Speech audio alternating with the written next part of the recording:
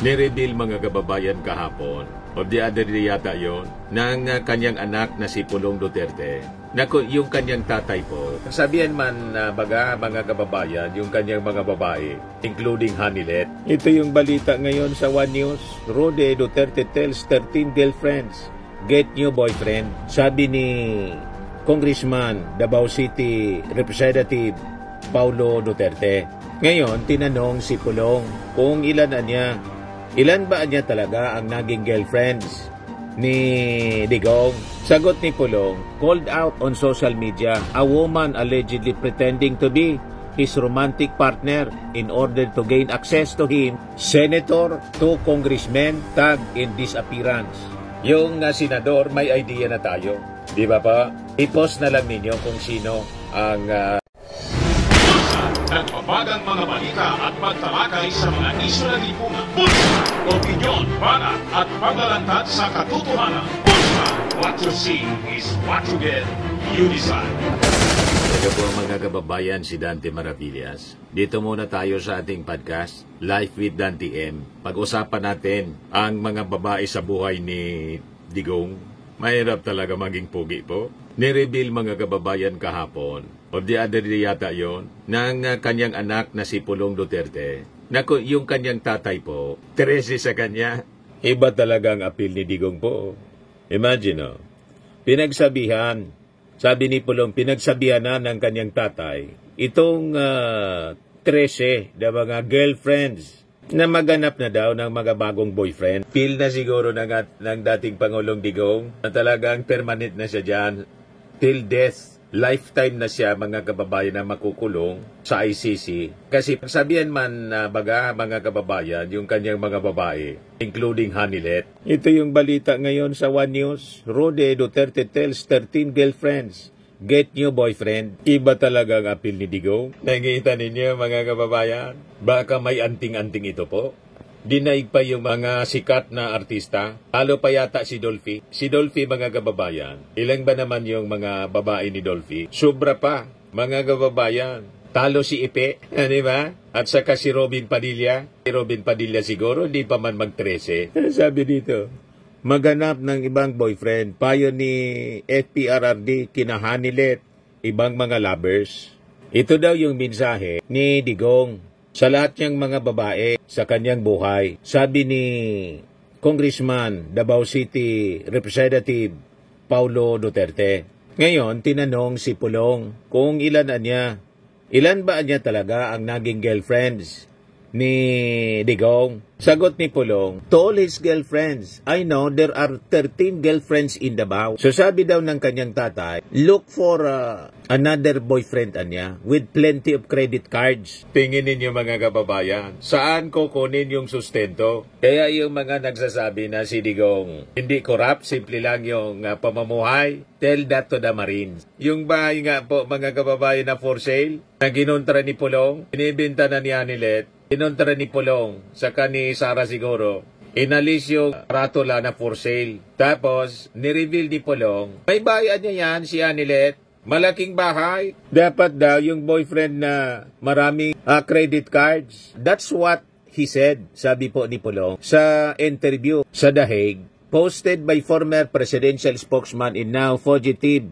Harry Roque sa kanyang Facebook page. So sabi dito sa balita, Veronica, the former president's daughter with Hanilet Abansenya, recently called out on social media a woman allegedly pretending to be his romantic partner in order to gain access to him in prison doon sa The Hague. Veronica did not name the woman. Pero ang sabi ito daw na laging nakabuntot kay Digong. Ayan. Maasikaso po, pati yung buhok, mga kababayan, ng dating Pangulong Digong. Ayan o. Di ba? Mga kababayan, ang nag-bulgar niyan, si Marlica. Tapos yung isa pa, yung konsihal, mga kababayan. Ayan o. Guwapa jud kaayo ni Sis ni Miss Girlie Balaba ever since nasa Davao pa siya. dili siya kabit, kay technically, dili kasado si Tatay Digong. Konsihal, mga kababayan, ng Cagayan de Oro City yata yon. So, ilan lang sila, mga kababayan, sa mga sinasabing girlfriend ni Digong. Tapos, yung si Garma, yung Colonel, remember? So, sa bilang ni Pulong, 13, matindi po, matulis po si Digong. At saka, ang advice niya, kasi nakakulong siya, mag-hanap na niya kayo ng kanya-kanyang boyfriend ninyo. Pero dapat maraming credit cards. Ibig sabihin, itong mga naging babae ni Digong, mga kababayan, lahat bill mo ko niyan, bill mo ko nito. Bili ng bili lang, mga kababayan. Kaya dapatan niya maraming credit cards. Pag hindi, wag na. So sabi dito, all of these fine ladies touch the life and heart of my father. No one is above or below the other, including my mother, Elizabeth Zimmerman. It is what it is. Sabi po ni Pulong sa kanyang social media post. Anggap nila yung pagiging playboy ni Digong. Proud sila.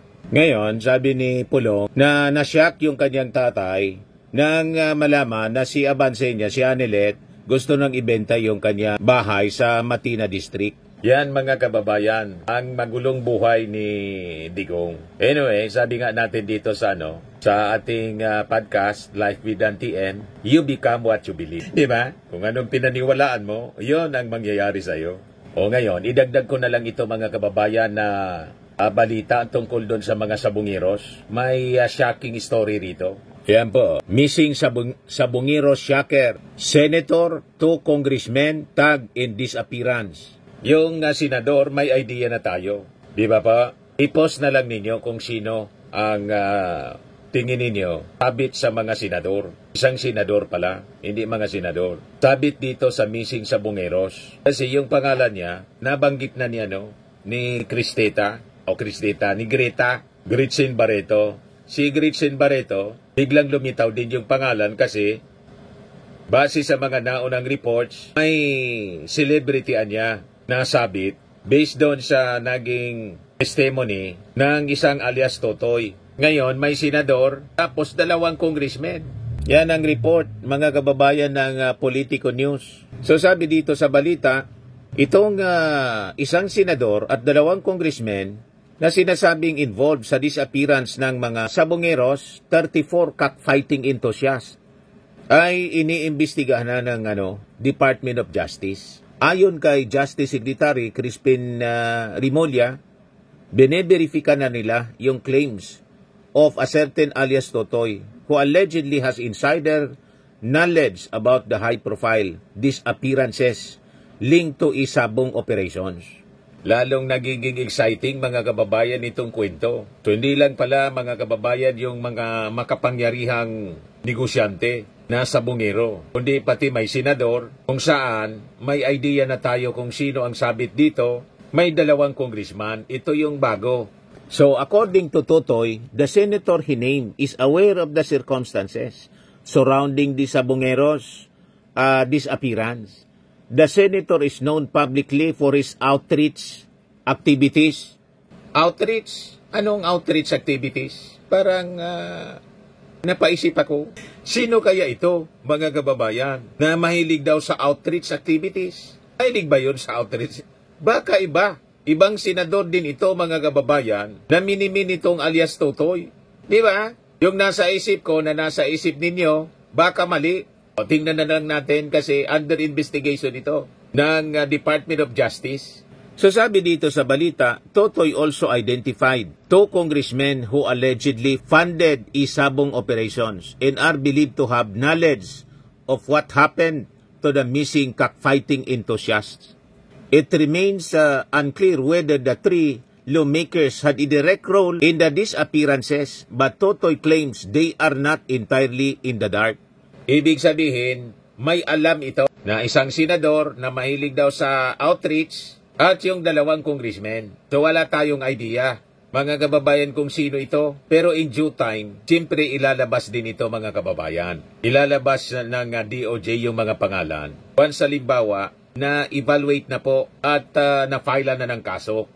So for now, Rimulya has withheld the names as the DOJ continues to build its case in search for more witnesses to corroborate Totoy's allegations.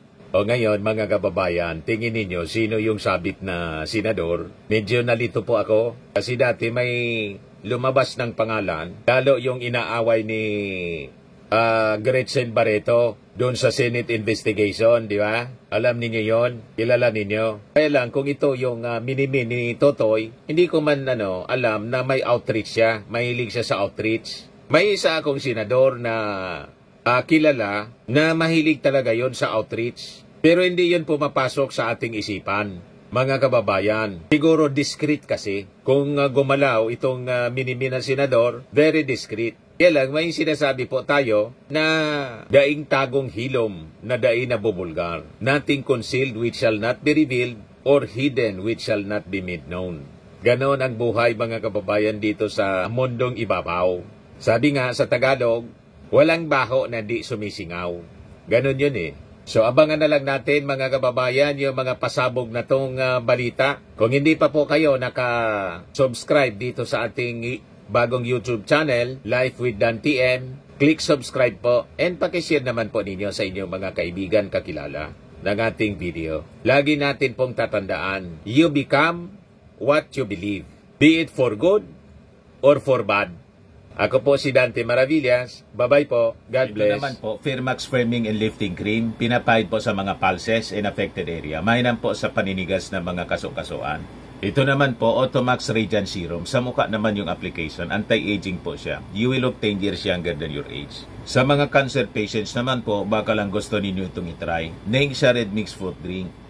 Hindi mo po siya gamot, food supplement siya. Kaya lang, gawa siya, mga kababayan, sa goji berry. Yung goji berry, may anti-cancer properties. O ngayon, yung mga inquiries ninyo, dumiritso na lang kayo sa aming messenger sa Facebook para masagot namin agad. Ayos pa? Ayos na ayos niya, Mr. Maravilla. But anyway, ito po pala yung aming bagong product na binibenta online. I am worldwide amazing pure organic barley powdered drink mix from Australia. Negosyo to ng aking anak na architect entrepreneur Riz Maravillas. Ayan po. Kontakin na lang po ninyo siya, Riz Maravillas on Facebook. Ang mga health benefits niya, boost immunity, improves digestion, enhance energy levels, packed with antioxidants, prevent cancer.